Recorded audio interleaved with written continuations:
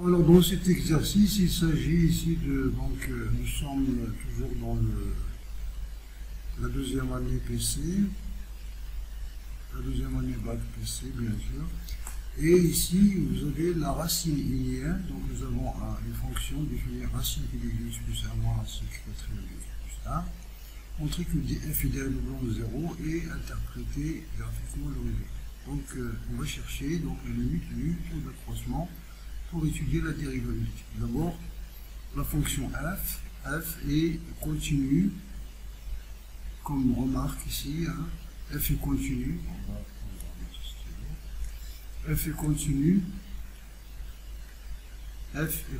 sur le domaine de définition, continue sur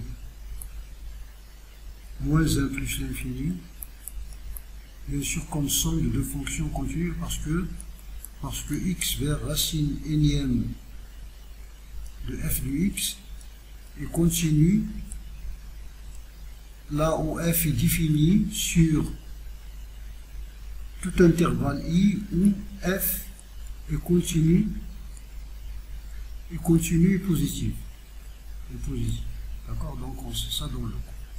Donc il n'y a pas de problème, parce que si jamais la fonction n'est pas continue, elle n'est pas dérivable. On va chercher la limite du taux d'accroissement.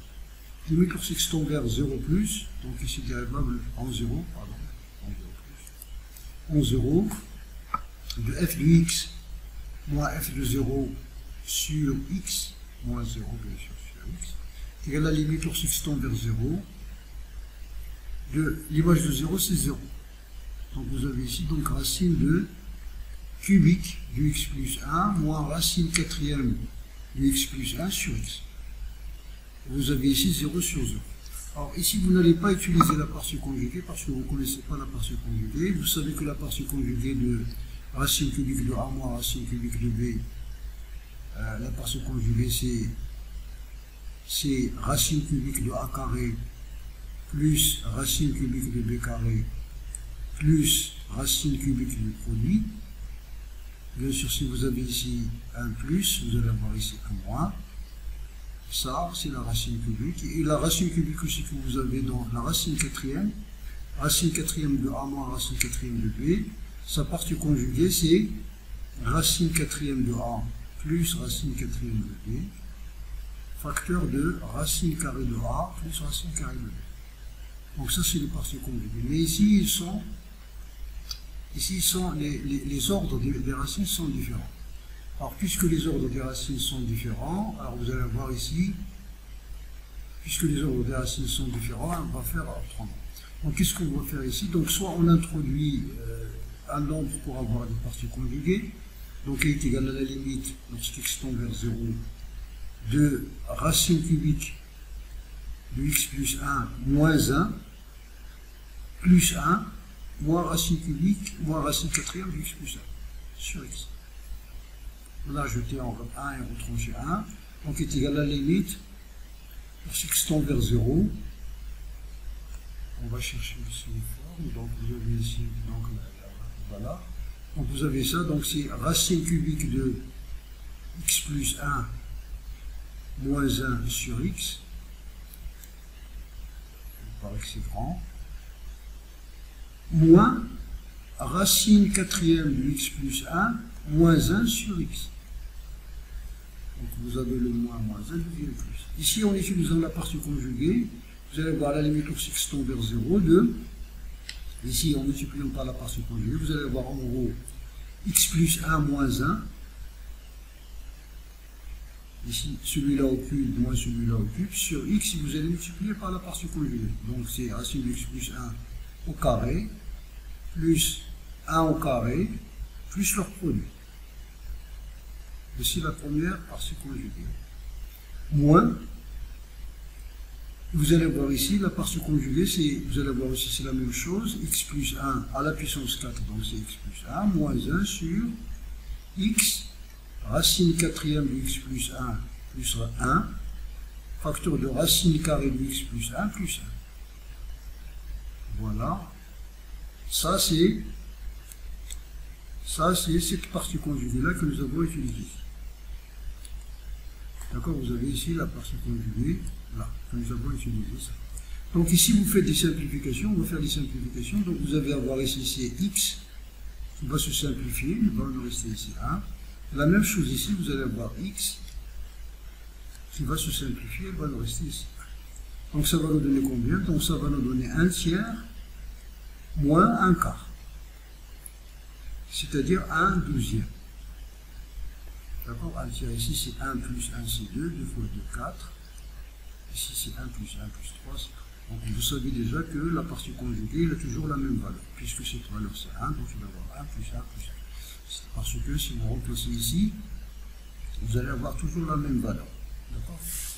Ici dans la limite. Très bien. Donc voici cette façon de faire. Vous pouvez aussi éventuellement, si vous voulez, utiliser un changement de variable. Donc si vous voulez utiliser un changement de variable, voici le changement de variable. Vous utilisez par exemple, on pose, ici, donc on pose t est égal à la racine douzième du x plus 1. Ça veut dire que lorsqu'x tend vers 0, vous allez avoir t tend vers racine douzième de 1, c'est-à-dire 1.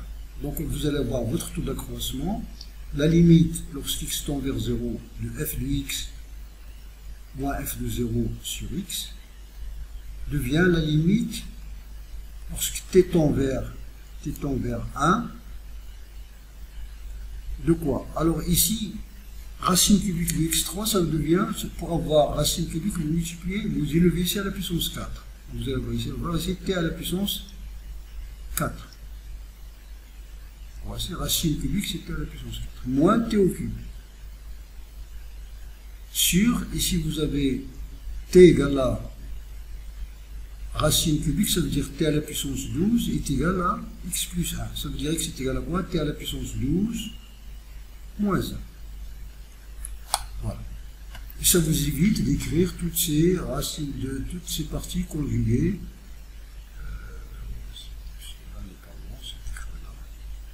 Donc vous allez avoir ici donc égal à la limite lorsque t tend vers 1, 2, donc vous mettez t au cube en facteur de t moins 1, et en bas. Alors regardez en bas, vous allez sans même connaître l'identité remarquable a à la puissance n moins b à la puissance n, c'est pas nécessaire. Donc vous allez faire graduellement, de proche en proche. Donc ça c'est t à la puissance 6 plus 1, facteur de t à la puissance 6, t à la puissance 6 moins 1. Et qu'est-ce que c'est que t à la puissance 6, t à la puissance 6?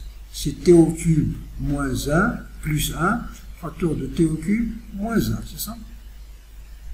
Et qu'est-ce que c'est que cette identité t au cube moins 1? C'est t moins 1, facteur de t au carré plus t plus 1. Donc, vous pouvez les faire directement, c'est-à-dire de proche en proche, d'accord? Vous avez par exemple t à la puissance 24 moins 1, vous commencez par écrire c'est t à la puissance 12 plus 1 facteur de t à la puissance 12 moins 1, etc. Celui-là, la moitié, t à la puissance 6 plus 1 tel, etc. Donc, vous continuez sans connaître l'identité. Si vous connaissez l'identité, c'est t à la puissance n moins 1 est égal à t moins 1 sigma k allant de 0 jusqu'à n moins 1 de t à la puissance k. Donc, ça, c'est l'identité remarquable si vous la connaissez. Donc, ceci est égal à combien? Donc, je vais simplifier ici par t moins 1. Il va me rester en haut, c'est 1. Il va me rester en bas, c'est ici, c'est 2. Multiplié par 2. Multiplié par 1 plus 1, multiplié par 3, c'est-à-dire 1 douzième. Donc c'est la même chose. Qu'est-ce que j'en déduis? F est dérivable en x0 égale à 0 et le nombre dérivé f' de x0 est égal à 1 douzième. Donc quelle est l'interprétation graphique de ça? Interprétation graphique, vous avez la courbe C de f admet au point d'origine 0, 0, ça veut dire l'origine, la tangente t d'équation, donc la tangente t d'équation y, voilà, c'est la forme graphique, y est égal à x moins 0, c'est-à-dire f' de 0, multiplié par x moins 0, plus f de 0. F' de 0, c'est 1/12 de x. F de 0, c'est 0. Donc voici pour l'interprétation graphique de cette tangente. C'est clair, donc c'est bien.